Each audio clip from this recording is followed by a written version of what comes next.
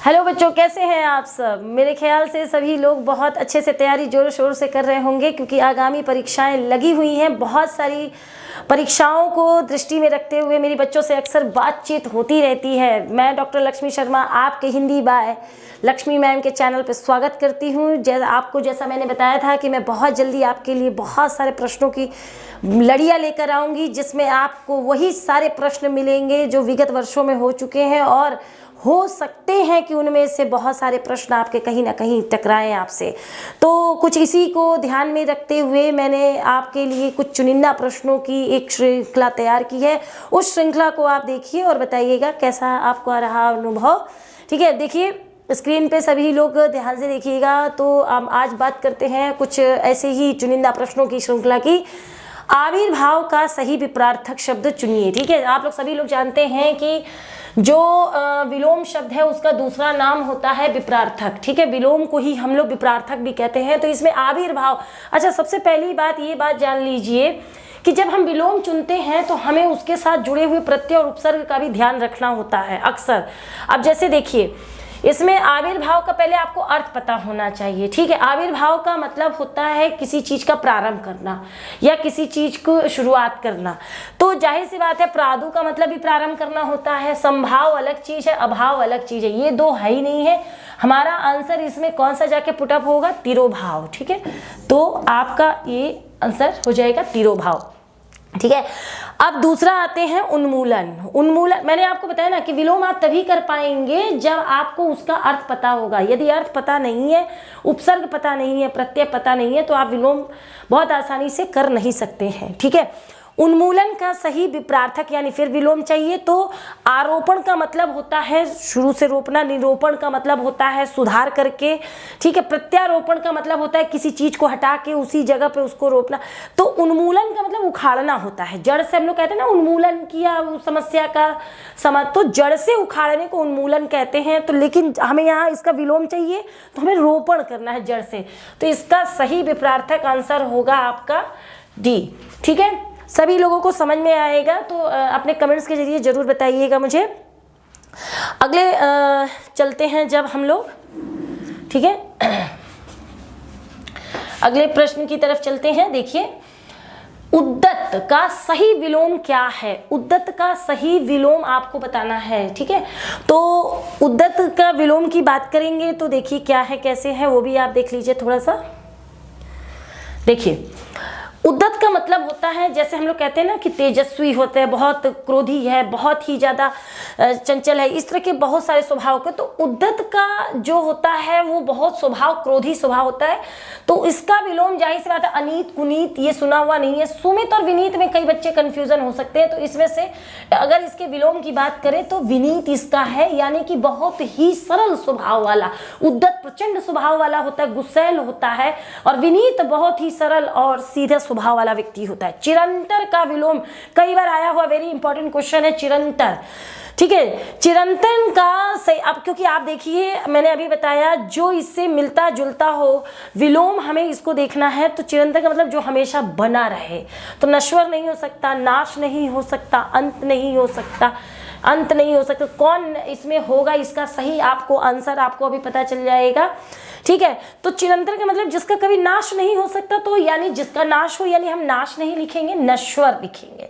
ठीक है, तो इसका आंसर आपको ए लगेगा।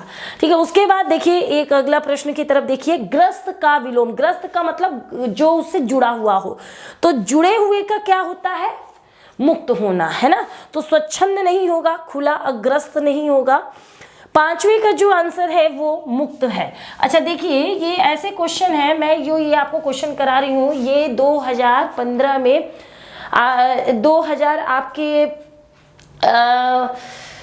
ये 15 में आया हुआ यूडीए और एलडीए की भर्ती जो परीक्षा निकली थी उसी के ये प्रश्न हैं, जिनमें से काफ़ी कुछ अच्छे प्रश्नों की लड़ियां हैं इसमें, जिसमें आपके वन रक्षक के भी कुछ क्वेश्चन हैं। तो ये याद रखिएगा, ऐसा नहीं है कि विगत वर्षों के प्रश्न दोहराए नहीं जाते, बस उनके वाक्यांशों और शब्दों को बदल दिया जाता है। तो आपको अक्सर याद रखना है कि हमको शब्दों पे ध्यान रखना और प्रश्नों की ओर देना, क्योंकि बहुत दिन से हम लोग जो क्लासें ले रहे थे उसमें हम लोग अध्ययन कर रहे थे। अब हम थोड़ा थोड़ा प्रश्नों की तरफ भी अध्ययन करेंगे जिनका हमें ज़्यादा से ज़्यादा प्रयोग करना है। तो आपको अभी तक ये उद्दत का विलोम समझ में आया, पहला हो गया, चिरंतन का विलोम हो गया, नश्वर हो गया। ग्रस्त का जो ग्रस्त मैंने आपको बताया ना, ग्रस्त जो है वो आपका संस्कृत का तत्सम शब्द है और उसी से जुड़ा हुआ होने को ये खुला हमारा होगा नहीं। अग्रस्त कोई शब्द नहीं होता है, स्वच्छंद तो होता है, बिल्कुल नियंत्रण के से उसका अर्थ लिया जाता है। तो ग्रस्त का हमारा हो जाएगा मुक्त। ठीक है, सो अब आते हैं अगले पड़ाव की तरफ।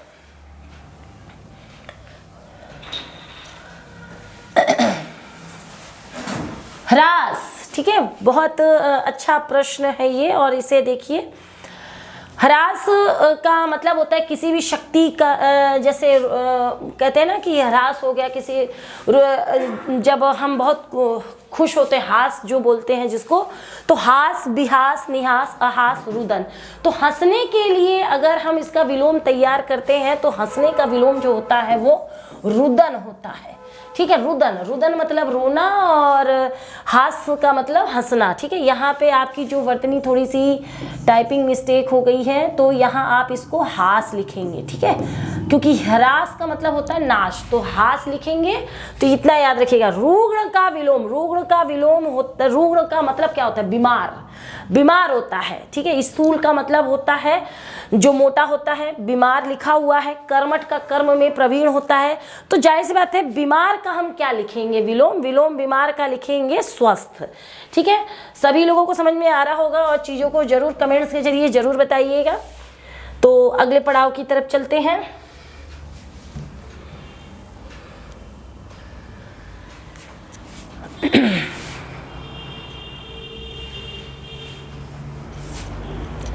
प्रवृत्ति का विलोम। प्रवृत्ति एक बहुत ही कठिन शब्द है, तत्सम शब्द है, बहुत ज्यादा पूछा गया है। प्रवृत्ति, चित्तवृत्ति, इस तरह के कई शब्द आपके सामने आए हैं कई बार। प्रवृत्ति का मतलब होता है किसी की ओर हमारा मन लगना, जैसे कहते हैं ना अध्ययन की ओर प्रवृत्ति तुम्हारी नहीं है। ठीक है, कई बार शिक्षा मनोविज्ञान में ऐसे शब्द प्रयोग किए जाते हैं, धार्मिक व्याख्यानों में इन शब्दों का प्रयोग होता है। तो प्रवृत्ति जो है वो आपका क्या है? तो प्रवृत्ति का मतलब लगना और निवृत्ति का मतलब होता है नहीं लगना। ठीक है, नी का जो अर्थ होता है वो नहीं से लिया जाता है। ठीक है, विपद का विलोम क्या होगा? जैसा आप देख रहे हैं, विपद का विलोम जो है क्या होगा? तो विपद का मतलब पहले अभी बताया कि अगर विलोम शब्दों के अर्थ नहीं पता है तो आपके लिए दिक्कत है। तो विपद का मतलब होता है क्षीण होना, संपद का मतलब पूरी तरह से संपन्न होना। ठीक है, उसके बाद चपल का विलोम क्या होगा? आप देख रहे हैं, गंभीर, वाचाल, चंचल, उद्यमी। चपल का मतलब होता है बहुत ही चंचल व्यक्ति, तो जाहिर सी बात है चंचल होगा नहीं। वाचाल बहुत ज़्यादा बोलने वाला होता है, उद्यमी यानी कार्य करने वाला है। ठीक है, तो जो आपका 10वां है वो गंभीर हो जाएगा, यानी कि जो गंभीर व्यक्ति होता है, एक जगह स्थिर मन वाला व्यक्ति होता है उसको गंभीर कहते हैं। और जो बहुत बोलता है या जो बहुत उसकी क्रियाएं जो अनियंत्रित होती है उसको हम लोग चपल कहते हैं। बालक जो होते हैं वो चपल होते हैं और वृद्ध व्यक्ति जो होते हैं वो गंभीर होते हैं। ठीक है, तो यहाँ आपको समझ में आए होंगे बहुत सारे क्वेश्चन। सो अगले पड़ाव की तरफ चलते हैं हम लोग। एक आप देखिए यहाँ आपका लिखा है वाक्य शुद्धि के कुछ प्रश्न हैं जिसमें आपको ध्यान से देखना है। बाघ और बकरी एक घाट पानी पीती है। ठीक है, ये शुद्ध वाक्य इसका हमें बनाना है। तो बाघ और बकरी एक घाट पर पानी पीते हैं। बाघ और बकरी एक घाट पानी पीते हैं। ठीक है, बाघ और बकरी एक घाट पर पानी पीता है। बाघ और बकरी एक घाट पर पानी पीते हैं। अब देखिए क्या क्या डिफरेंस है। देखिए यहाँ पे कह रहा है बाघ और बकरी एक घाट पर पानी पीते हैं, है में बिंदी लगी है। और जस्ट ऐसे ही एक वाक्य बाघ और बकरी एक घाट पर पानी पीते, इसमें बिंदी नहीं है, ठीक है। ये जब है में बिंदी लगती है तब वो बहुवचन का बोध कराता है, और है में बिंदी नहीं लगती है तो वो एक वचन का बोध कराता है। तो ये वाक्य तो अशुद्ध इसलिए हो गया क्योंकि जब हम दो लोगों की बात कर रहे हैं तो वो बहुवचन है, ठीक है। बाघ और बकरी एक घाट पे पानी पीता है, ये तो बिल्कुल ही अशुद्ध है, बोलने में ही सही नहीं लग रहा है। बाघ और बकरी ठीक एक घाट पानी पीते हैं, एक घाट। अब इसमें कारक दोष आ गया तो जाहिर सी बात है आपका जो सही उत्तर होगा वो ए होगा। बाघ और बकरी एक घाट पर पानी पीते हैं, क्योंकि इसमें ए बाघ होता है और बकरी होती है, और जब दो हमारे अलग लिंगों के कर्ता एक साथ आते हैं तो हम बहुवचन की क्रिया लगाते हैं, और ये हमारा शुद्ध वाक्य होगा हमारा आपका, जो वो मैं आपको बताती हूँ ए नंबर, ठीक है। उसके बाद अगले देखते हैं, एक गाय दो घोड़े और एक बकरी मैदान में चर रहे हैं। शुद्ध वाक्य हमको चुनना है, तो इसके ऑप्शन पे जाते हैं। ये देखिए ऑप्शन पे हम देखते हैं, ऑप्शन इसका है कि एक गाय दो घोड़े और एक बकरी, ठीक है। ये देखिए ये आपको स्पष्ट दिखाई देगा, थोड़ा सा इसको बड़ा कर लेते हैं। ये देखिए एक गाय दो घोड़े और एक बकरी मैदान में चर रहे हैं। शुद्ध वाक्य में पहचानना है तो एक गाय दो घोड़े और एक बकरी मैदान में चर रहे हैं। एक गाय दो घोड़े और एक बकरी मैदान में चर रही है, इसमें ये गलत है क्योंकि अभी मैंने आपको सिखाया है में बिंदी नहीं लगी। एक गाय और दो घोड़े और एक बकरी मैदान में चर रही है, ठीक है। एक गाय दो घोड़े और एक बकरी मैदान में चर रहा है, रहा वाला तो बिल्कुल सही नहीं है, ठीक है। और आपका ये रही वाला भी सही नहीं है। अब हमारे पास दो ऑप्शन बचते हैं, नंबर 1 और नंबर 3, ठीक है। तो अब इनमें से हमको कैसे हमें पहचानना है कि सही कौन सा है, कि एक गाय दो घोड़े और एक बकरी मैदान में चर रहे हैं। अभी मैंने बताया कि यदि आपका एक से अधिक हो तो जो अंतिम कर्ता होता है उसके अनुसार ही हम लगा देते हैं। तो जैसे वहाँ पे हमने लगाया तो वहाँ पे बहुवचन में पुल्लिंग हो गया, लेकिन देखिए स्टार्टिंग एक गाय दो घोड़े और एक बकरी मैदान में चर रही हैं, तो ये हमने अंतिम उससे लगा दिया, जिससे ये क्लियर हो गया हमारा, ठीक है, ठीक है। तो ये चीज़ें समझ में आई होंगी। तो अब आते हैं हम लोग आगे, देखते हैं इसको।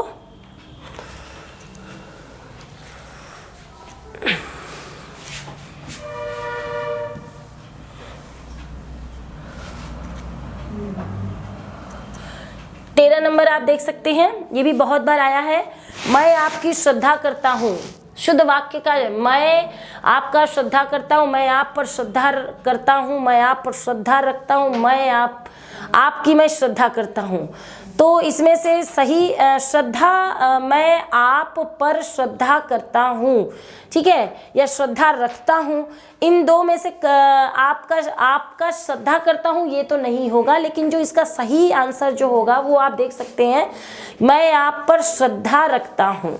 सी नंबर इसका सही है, श्रद्धा करता हूँ ये सही नहीं है, क्योंकि श्रद्धा रखी जाती, जैसे मुझे आप में, जैसे मुझे तुम में विश्वास है। कई बार हम लोग ऐसा कहते हैं मुझे भगवान पर विश्वास है, भगवान में विश्वास है, इस तरह के वाक्य बोलते हैं। अधिकरण कारक का वहाँ प्रयोग करते हैं जहाँ पे हम भावात्मक रूपों को ग्रहण करने की बात करते हैं। तो इसका जो हमारा सही आंसर है वो सी होगा, जिसे कि आप देख सकते हैं।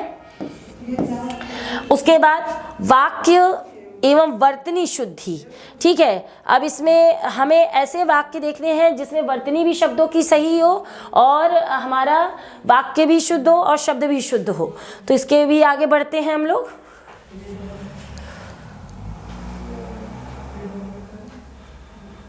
ये देखिए, वह गीत की दो चार लड़ियां गाती है, ठीक है, वह गीत की दो चार कड़ियां गाती है।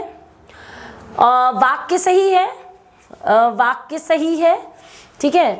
और नहीं, सेकंड वाला वाक्य सही है, फर्स्ट वाला वाक्य सही है, ठीक है। फर्स्ट और सेकंड दोनों सही है, फर्स्ट और सेकंड कोई भी वाक्य सही नहीं है। तो अब इसमें से हमको सही पहचानना है कि फर्स्ट और सेकंड में वाक्य एवं वर्तनी शुद्धि, मतलब किसमें दोनों चीजें सही हैं। तो हमने दो वाक्य धरे, वो गीत की दो चार लड़ियाँ गाती है, वो गीत की दो चार कड़ियाँ गाती है, ठीक है।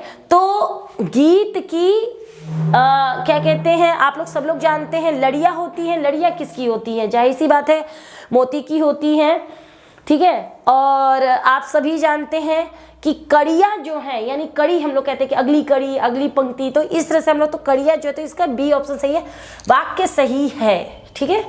तो इसके ऑप्शन पे हम लोग जाते हैं, वाक्य सही है। क्यों, ये वाला हमारा वाक्य सही है, वह गीत की दो चार कड़ियाँ गाती है, ठीक है। अब आते हैं अगले प्रश्न की तरफ बढ़ते हैं हम लोग। वाक्य एवं वर्तनी, फिर वही शुद्धि, दो वाक्य आपके सामने पढ़ेंगे और दो वाक्यों में आपको चीजें देखनी है, ठीक है। देखिए, पहला है वाक्य, पति पत्नी के झगड़े का हेतु क्या हो सकता है, पति पत्नी के झगड़े का कारण क्या हो सकता है। अच्छा, सुनने में कैसा आपको सही, पहली बात तो याद रखिएगा, वाक्यों की 3-4 स्तर होते हैं। वाक्य शुद्धि का मेन एक तो सबसे पहले वो अपने भाव को प्रकट करे, और भाव के साथ साथ उसमें जो कुछ भी शब्द प्रयोग होगा, जैसे मैंने कहा मेरे घर के समक्ष गाड़ी खड़ी है, ये वाक्य सुनने में सही नहीं लग रहा, बोलने में सही नहीं लग रहा, जबकि शब्द सही होंगे, ठीक है। लेकिन अगर समक्ष की जगह मेरे घर के प्रत्यक्ष गाड़ी खड़ी, इसकी जगह अगर आप सामने लगा दीजिए, आगे लगा दीजिए, तो वो अलग से अर्थ देगा। तो इसी तरह से इसमें से सही केवल फर्स्ट वाक्य सही है, सेकंड वाक्य सही है, फर्स्ट और सेकंड दोनों वाक्य सही है, और चौथा कह रहा है फर्स्ट और सेकंड कोई भी वाक्य सही नहीं है। तो आप देख सकते हैं, आपको समझ में आ सकता है कि ये आपका सेकंड वाला वाक्य बिल्कुल सही है। इसका आंसर आप देंगे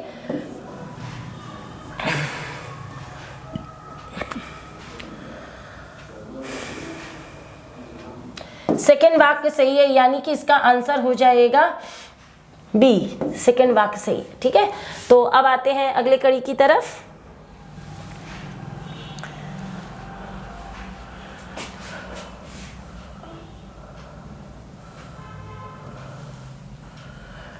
अब देखते हैं यहाँ पे वाक्य एवं वर्तनी की शुद्धि, फिर वही चीजें हैं। पहला है श्रृंगार और श्रृंखला, अनुकृति और अनुकृति, ठीक है। तो आप देख रहे हैं पहला ऑप्शन है फर्स्ट और सेकंड दोनों की वर्तनी शुद्ध है। सेकंड कह रहा है केवल फर्स्ट की वर्तनी शुद्ध है और केवल सेकंड की वर्तनी अशुद्ध है, ठीक है। फर्स्ट और सेकंड दोनों की वर्तनी अशुद्ध है। अब इसमें आंसर आपको क्या लगाना है, तो दोनों की वर्तनी शुद्ध नहीं है, ठीक है। केवल सेकंड की वर्तनी अशुद्ध है और फर्स्ट की भी वर्तनी अशुद्ध है। तो ये याद रखिएगा बच्चे कि कई बार जब हम लोग पढ़ते हैं दोनों की वर्तनी अशुद्ध है, आपको कैसे पता है मैं बताती हूँ। एक तो श्रृंगार इसमें गलत लिखा हुआ है, श्रृंगार की जो वर्तनी होती है वो कई बच्चों को ऐसा लगता है यही लिखा जाता है, श्रृंगार की वर्तनी ये होती है, इसमें र नहीं लगता है, तो ये इसकी ये वर्तनी गलत है। अच्छा, अनुकृति कोई शब्द नहीं होता, अनुकृति होता है, ठीक है, अनुकृति।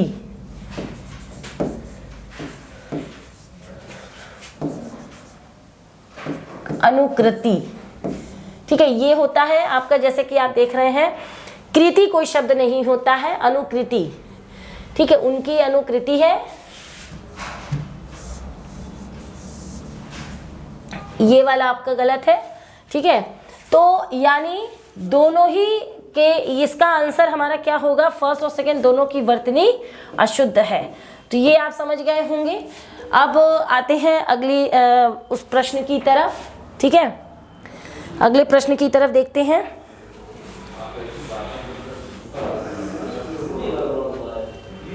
वाक्य एवं वर्तनी शुद्धि। देखिए मैं आपको एक बात बता दूं बेटा, जो ये सारे आपको प्रश्न मैं करा रही हूँ इनका कोई अध्याय नहीं होता है, लेकिन याद रखिएगा इनके जो अध्यायों से प्रश्न बहुत से आते हैं। आप अगर ये चाहेंगे कि आपको कहीं पे कोई चीज़ें ऐसे हो जाए, मिल जाए, समझ में आ जाए, ठीक है, तो वो थोड़ा सा कठिन हो जाता है और आप इन सबको रट्टा नहीं लगा सकते हैं। तो थोड़ा सा आपको ध्यान रखना है कि जो भी चीज़ें हम लोग करते हैं उसे ध्यान से पढ़ें, ठीक है। अब वाक्य और वर्तनी देखिए, आसक्ति और पारितोषिक और सुक्षुणा और सुबुद्धि। अब देखिए आपको जैसे आपको सबको मालूम है कि या तो दोनों वाक्य गलत होंगे या तो दोनों वर्तनी गलत हो सकती है, एक हो सकती है। तो देखिए केवल फर्स्ट की वर्तनी शुद्ध है, केवल सेकंड की वर्तनी शुद्ध है, फर्स्ट और सेकंड दोनों की वर्तनी शुद्ध है, फर्स्ट और सेकंड दोनों की वर्तनी अशुद्ध है। तो आपको याद, मैं बता दूं, सुबुद्धि इस तरह से लिखा जाता है। वर्तनी जब जाननी हो तो हमको इसके चीजों को जानना, सुसूक्ष्मणा, ठीक है।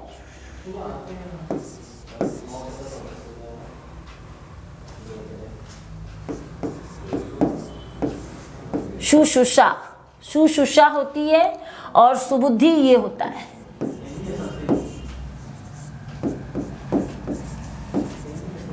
ये देखो, ठीक है। तो अब क्या समझ में आया हमारा, ये केवल सही है और ये हमारा गलत है। तो जो इसका आंसर है केवल फर्स्ट की वर्तनी शुद्ध है। आंसर हमारा क्या लग जाएगा 17 का, ए लग जाएगा हमारा। 17 का जो है वो ए लग जाएगा। क्यों लग जाएगा? केवल हमारा जो वर्तनी शुद्ध है, फर्स्ट की वर्तनी शुद्ध है लेकिन सेकंड की वर्तनी शुद्ध नहीं है, ठीक है। इसमें हाँ थोड़ा सा इसको देंगे। इसमें कह रहा है फर्स्ट और सेकंड दोनों की वर्तनी शुद्ध है, फर्स्ट और सेकंड दोनों की वर्तनी अशुद्ध है। नहीं, ठीक है, ठीक है। ये तो आपको ये आंसर समझ में आ गया होगा कि केवल सेकंड की वर्तनी हमारी क्या, केवल फर्स्ट की वर्तनी हमारी शुद्ध है, बाकी सेकंड की वर्तनी क्या है। तो इसका उत्तर हमें क्या लगाना है, फर्स्ट। केवल फर्स्ट की वर्तनी शुद्ध है, बाकी सभी वर्तनियां दोनों अशुद्ध हैं। तो अब आते हैं अगले प्रश्न की तरफ। शुद्ध चयन करना है। अब हम लोग थोड़ा सा आज ये भी देखते हैं, इसकी तरफ भी बढ़ते हैं। घनिष्ठ, घनिष्ठ, घनिष्ठ सभी को मालूम है कि कैसे लिखा जाता है। तो अगर कई लोग मेरे ख्याल से ट की जगह ठ लिखते हैं, ठीक है। तो अब इसे देखिए, ध्यान से देखिएगा। इसका जो करेंगे 3:15 पे क्लास लगा दीजिए। जो घनिष्ठ हमारा शब्द है, 18 नंबर क्वेश्चन जो है, आप देखिए इसका ज़्यादातर लोग ट लगाते हैं। जैसे मिष्ठान है, मैं आपको सबसे बड़ी गलती बताती हूँ। मिष्ठान जो है, कई लोग मिष्ठान लिखते हैं, ठीक है।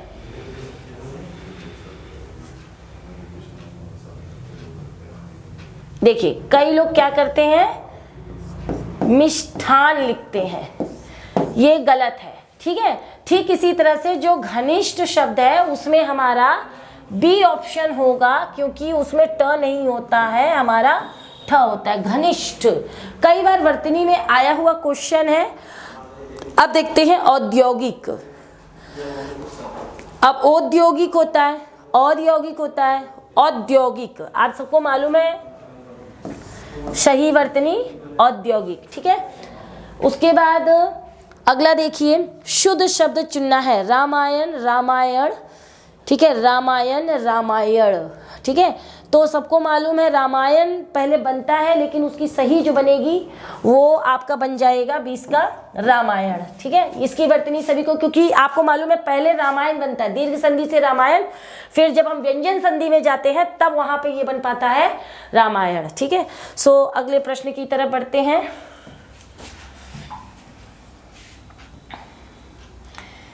जंगल में लगने वाली आग, है ना। मैंने कई बार आपको बताया है कि 3 तरह की धरती पे अग्नियां होती हैं, 3 तरह के भुवन होते हैं, 3 तरह के प्रहर होते हैं। तो सब मैंने कई बार आप लोगों को क्लास में बताया है, चीज़ों को सिखाया है, ठीक है। तो उसी तरह अग्नि भी धरती पे 3 तरह की है, बड़वा नल, दावा नल और जठरा नल। अनल का मतलब अग्नि, ठीक है।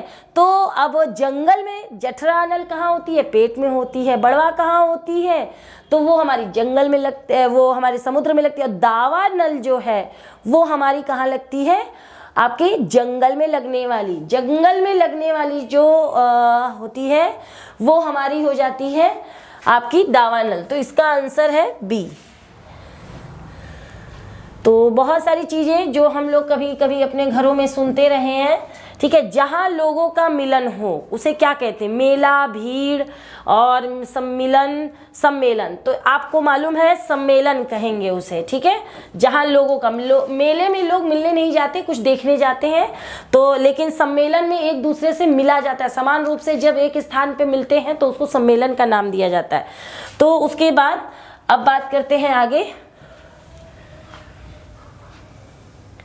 जो व्याकरण जानता है, बहुत अच्छा शब्द है और इस पे कई लोग आंसर कई बार लगा देते व्याकरणविद। नहीं, जो व्याकरण जानता है, एक शब्द उसके लिए देना है तो व्याकरणविद कहते हैं, वैयाकरण कहते हैं, शास्त्री कहते हैं। तो आप सभी को मालूम है कि उसको हम वैयाकरण करते हैं, ठीक है। व्याकरणाचार्य कहते हैं जो व्याकरण को पढ़ाता है, लेकिन जो व्याकरण को जानता है, ठीक है, जो व्याकरण के मर्मक को समझता है, उसको वैयाकरण कहते हैं। किसी प्रतियोगिता में विजयी होने पर क्या दिया जाता है? बहुत ही इंपॉर्टेंट क्वेश्चन, और ये टेट में भी आने वाला प्रश्न है और ज़्यादातर पूछा जाता है। किसी प्रतियोगिता में विजयी होने पर क्या दिया जाता है? पुरस्कार, पारितोषिक, उपहार या प्रेमोपहार। तो प्रेमोपहार नहीं हुआ, उपहार भी नहीं हुआ। अब कई लोग कहते हैं पुरस्कार मिलता है और कई लोग कहते हैं पारितोषिक। तो इसमें से जो सटीक आंसर है वो आपका पारितोषिक है। ये याद रखिएगा, ये क्वेश्चन में कई बार बच्चे गलती करते हैं। आपको याद रखना है ये इसका उत्तर पारितोषिक होता है। जब पारितोषिक नहीं होगा तो ही हम उसको पुरस्कार करेंगे। बाकी जब विजयी होते हैं तो हमें पुरस्कार ही मिलता है, लेकिन पारितोषिक उसको बोला जाता है, पुरस्कार नहीं बोला जाता। अच्छे कार्य पे जो मिलता है हमको उसको पुरस्कार कहते हैं, ठीक है। तो कुछ चीजें आपको याद रखना है। सख्य भाव मिश्रित अनुराग को कहते हैं। उपयुक्त, तो बहुत ही थोड़ा सा कठिन, भाव को समझना थोड़ा सा कठिन हो जाता है। सख्य भाव मिश्रित अनुराग को कहते हैं। उपयुक्त शब्द का चयन करते हैं। तो प्रेम कहते हैं, सख्य भाव कहते हैं, स्नेह कहते हैं, प्रणय कहते हैं। तो जैसा आप देख रहे हैं कि सखा का भाव, जो सखा का भाव हो और उसमें भी प्रेम हो तो उसे प्रणय कहते हैं, ठीक है। तो इसका जो आंसर है वो आप देख सकते हैं, प्रणय। कुसंगति के कारण चरित्र पर दोष लगना, उसको क्या कहते हैं? चरित्र पे जब दोष लगता है तो अपयश होता है, अपकीर्ति होता है, दुष्चरित्र होता है या कलंक होता है। एक बहुत अच्छा प्रश्न है जिसे आप सीख सकते हैं, ठीक है। तो ये जैसे आपकी जब चारों तरफ चर्चा हो रही है और वो बुरे रूप में हो रही तो आप उसे अकीर्ति कहते हैं। जिसका आचरण बुरा हो उसे दुष्चरित्र कहते हैं। लेकिन चरित्र पे जब कोई दोष लग जाए तो उसको कलंक कहते हैं। यहाँ पे हमारा ये आंसर सी होगा, ठीक है। अगले पड़ाव की तरफ बढ़ते हैं। शस्त्र क्या है? उपयुक्त शब्द का चयन करना है हमको। शस्त्र क्या है, ठीक है। तो देख सकते हैं शस्त्र, कई बार शस्त्र और अस्त्र के बारे में पूछा है। शस्त्र क्या है?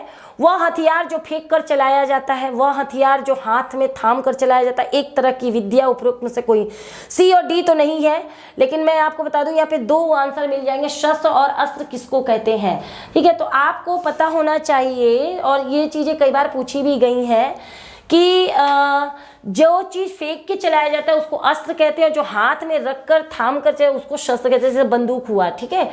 तो हमारा जो आंसर है, ये हमारा आंसर कौन सा जाएगा? हमारा आंसर बी ऑप्शन पे चला जाएगा। वह हथियार जो हाथ में थाम कर चलाया जाता है। अब आते हैं जिसमें संसार के प्रति मोह ना रहा हो। मोह ना रहा हो, याद रखिएगा, जिसमें संसार के प्रति मोह ना रहा हो तो उसे क्या कहेंगे? बीतरागी, शीतरागी, रागी, अनुरागी। अनुरागी का मतलब तो मोह होता है, रागी का मतलब भी मोह होता है। शीतरागी कोई शब्द नहीं होता है, लेकिन वीतरागी उसे कहेंगे। 28 का हमारा ए है, ठीक है। सभी को समझ में आ रहा होगा, और मेरे ख्याल से बहुत अच्छे प्रश्न, एक विगत वर्षों में आए हुए प्रश्न है, लेकिन बहुत ही आपको अलग से रूप में देंगे, ठीक है। सो अब आते हैं जो कभी बूढ़ा ना हो, ठीक है, उसके लिए एक शब्द कहते हैं सदाबहार, अमर, अजर, तरुण। तो आपको पता होना चाहिए संस्कृत का शब्द है, तो जो कभी बूढ़ा ना हो उसे अजर कहेंगे। जर मतलब आयु से लिया जाता है, ठीक है। तो इसको लगाएंगे। सदाबहार का मतलब हमेशा एक जैसा रहने वाला, खूबसूरत सा कोई भी चीज, तो जिसे आप देख सकते हैं।